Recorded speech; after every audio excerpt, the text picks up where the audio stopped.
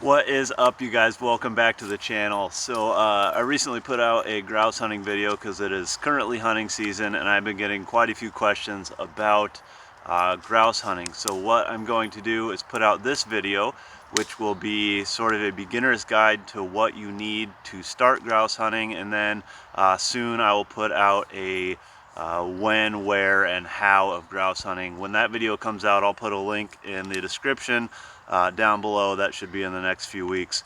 If you're into outdoor activities, fishing, hiking, grouse hunting, stuff like this, go ahead and give this video a thumbs up, subscribe, leave a comment. Any of that kind of stuff would be awesome. So let's get into this video. Several items that you will need to start grouse hunting.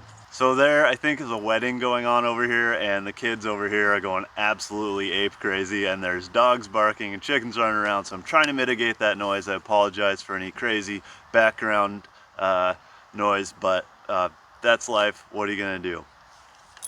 So when I go out grouse hunting, I always bring a strong cup of coffee. So grab yourself a cup of coffee, and then the very first item that I recommend you grab as a beginner grouse hunter is the Washington State small game pamphlet. Now there's a big game pamphlet, there's fishing pamphlet, and there's a game bird and small game pamphlet, which is what I have here. Now, because I live in Washington State, obviously this one is Washington State specific, but I'm sure wherever you live has their own version of this. So I would grab one of these or look it up online. This will help get you started. You can look up different rules as far as what kind of ammunition is legal, if you have to wear fluorescent orange, when, where you can hunt, that type of stuff. So pick up one of these and start looking up the rules, because it'll give you a good idea of kind of items that you need to bring. Now, if you look in the Washington Game Guide on page 30, it'll give you the grouse hunting dates. If you go to page 50, it'll give you an actual size BBs of what is in a shot. We'll get to that in a little bit later in the video, but it'll give you different size shot, all the way from buckshot down to, I think, like size 8 or something. And then if you go to page 51, it'll give you the rules and regulations here in Washington State of small game hunting. And then if you go all the way to the very last page, I believe it's page 60, it'll give you the legal hunting hours. So pick one of these up, give it a quick read through, and just kind of understand the basics of when, where, and how you can hunt and what you need to bring. Alright, so once you have a basic understanding of the rules, you're going to decide where you're going to go grouse hunting. Now, I would go grouse hunting at a spot like this. This is a great spot. It's a closed down road. There are some rules as far as shooting off any maintained road. This is a abandoned road, so those rules are lessened. You can see it has good cover on the sides, thick brush for the grouse to fly off into. It's just a very grousey looking area. But like I said earlier, I'm going to get into a better description of when, where, and how to hunt, where I go into more detail. I'll take you guys out to some places and show you some actual grouse hunting spots that I think are good, okay, and bad. And I'll leave a link to the description in the description box to that when that is finished in the next couple weeks. Okay, so now you have a basic understanding of the rules. You got a spot picked out, but what are you supposed to bring? The very first thing that I would start out with is hunter's orange. So I always wear a hunter's orange vest. Here in Washington State, it's 400 inches that are required, 400 square inches. That might be different where you live. There's also certain times and places that you have to wear it and that you don't have to wear it. I just always wear it because grouse hunting season is also in all the other hunting seasons. So right now it is not modern firearm season, but it is muzzle loader season, and then there's archery season, high hunt season, modern season, late season. So it's always basically from September to December. It's always some type of season where somebody from some distance could kill you with something. So I just wear my fluorescent orange all the time, but you could get a back panel for your backpack. You could get a fluorescent orange hat to add on. but wear bright colors for safety. Now, I like to grouse hunt on foot, so along that same clothing line with the vest, the fluorescent orange vest, I would recommend wearing, obviously depending on the weather, wear whatever you want, but wear some comfortable footwear, because the best way to grouse hunt is on foot.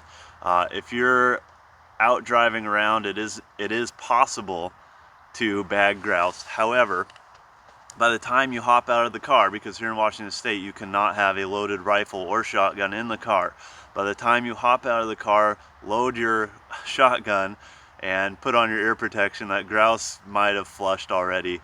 So the best way is to wear some comfy footwear and walk roads in a ready state so that you are ready to take that shot, because you're only going to have a second or two once they flush. Okay, so now you got your coffee, you got a basic understanding of the rules, you got your place where you're gonna go decided, you got your comfy clothes and your fluorescent orange on. Now you gotta pick what your preferred hunting weapon is going to be. So you could use, here in Washington State, anywhere from a 10 gauge all the way up to a 28 gauge. You could use a 410 or a 22. I don't recommend using a 10 gauge. I don't recommend using a 22. I would use either a 12 gauge, a 20 gauge, which I would like to get next season, as it is lighter to carry around all day and probably faster to aim. Or you can use a 28 gauge. I know people use 410s. What I use is my old Mossberg Model 88. Now, I got this thing about, I would say, almost 20 years ago, and I think I paid $100 for it. It has worked for me that entire time. It's never failed. One of the reasons I like it is because I can just set it on the ground. I don't feel bad about, you know, getting rained on. Obviously I clean it and oil and stuff, but yeah, you don't need any fancy gun to go out hunting, but I would recommend, you know, somewhere around a 20 gauge. Now, once you've decided on the gun, we got to talk about ammunition, and as far as shotguns go, we should probably talk about a choke. Now, just so everyone knows, this gun is extremely empty. It's not loaded whatsoever. But like I said, let's talk about ammunition for a second, and then let's talk about chokes.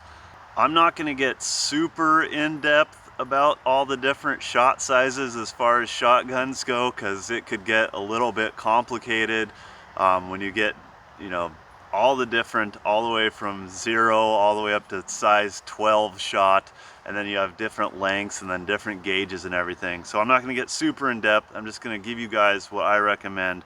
But like I said, this can get a little bit complicated. So here we have these are steel, and these are a triple B. No, don't use this. Here we have a lead 7.5 shot.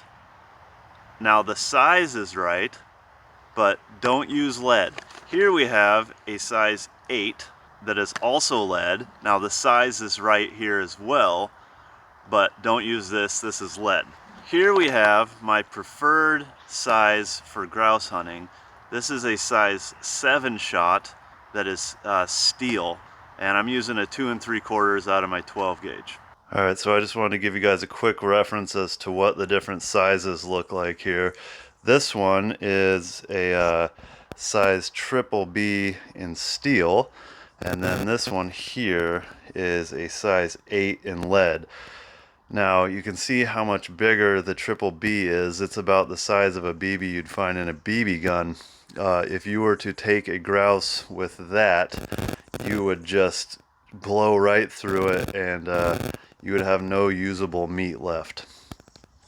You can also see that the steel is quite a bit cleaner than the lead, and so you're going to get a much cleaner shot, a nicer spread, as well as the lead is illegal in some places and terrible for the environment, so it's easier to just buy the right size in steel. So that's just a quick reference as to what the different sizes might look like. So with all the options in shot size, all the way from a slug all the way to 12, which a slug is just a one projectile, and then a size 12 shot would be like 1,000 tiny BBs. Which ones do I recommend? What I would recommend is a size 6, 7, 7.5, or 8. Now, which one of those you choose is going to depend on your hunting style and where you hunt. So the way shotgun shot works is the smaller the number, the bigger the BB. So 6 is going to be a bigger BB with less BBs than an 8, which is going to be smaller BBs with more BBs, aka more spread. Now, if you are shooting constantly in thick brush and or long distances, I would recommend you use a size 6. You're going to get more distance with less spread over that distance, and you're going to be able to penetrate the brush more easily. If you're in a more open area and you take more close range shots, I would recommend a size 8.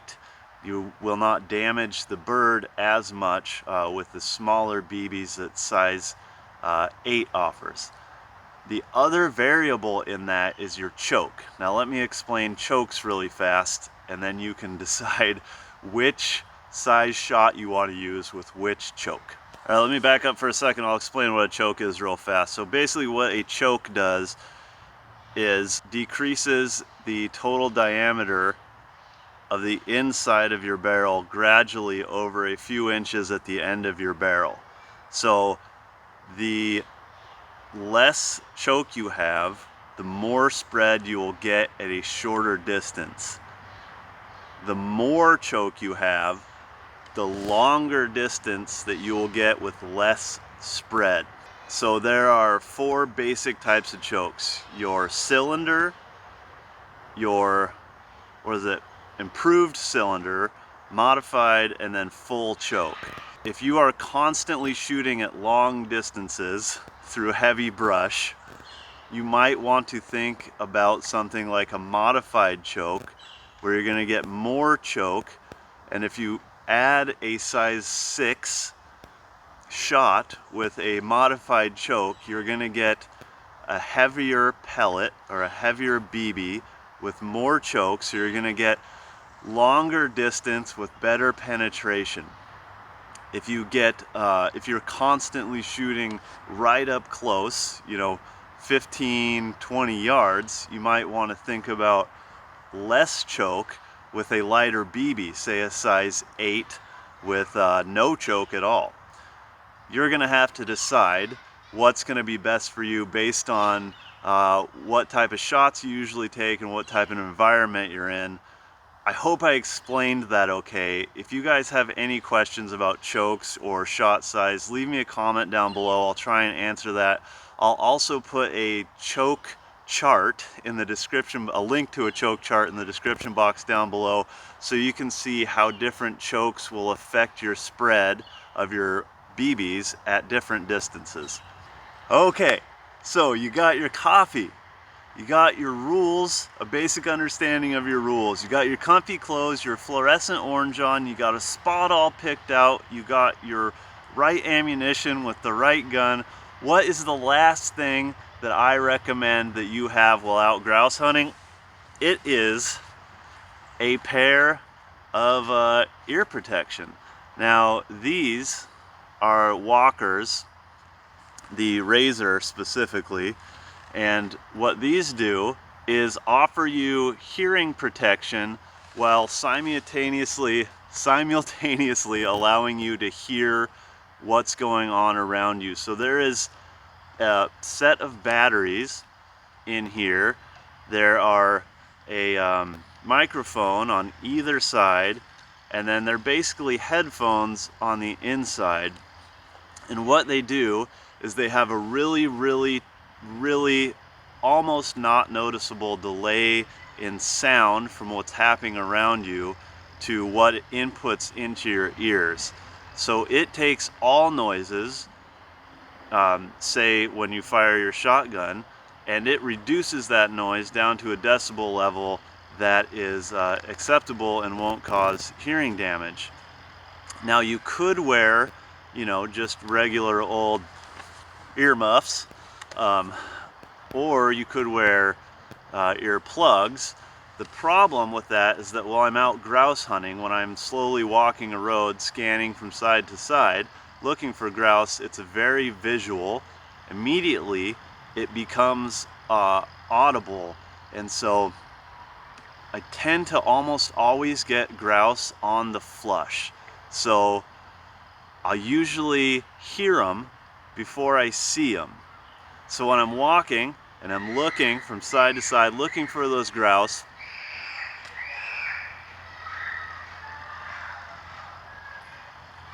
it's like Texas Chainsaw Massacre over there. So when I'm looking from side to side, looking for those grouse, I will sometimes see them, but usually I will hear them first, and then so it becomes an all of a sudden audible thing, and having these really helps as far as locating the grouse. So I'll hear it, and then I'll turn my head, and then I'll see it, and then I'll aim and shoot. So these are awesome. I think these are $35-ish. I'll put a link in the description box down below if you guys want to go check out a pair of these. So you are all set up now to go grouse hunting. If you guys have any questions about any of the rules in the rule book, any of the gear that I use, the shot size, chokes, guns, hearing protection, fluorescent orange requirements, any questions about anything related to grouse hunting, go ahead and leave me a comment down in the description box down below. Now, I do live in Washington State, so a lot of this is specific to Washington, but I am absolutely positive that 90% of this applies to wherever you live. So if you have any questions, leave me a comment down below. I'll go ahead and get that other video made and posted here in the next couple weeks. Thanks you guys for watching. I hope that helped. We'll see you on the next adventure.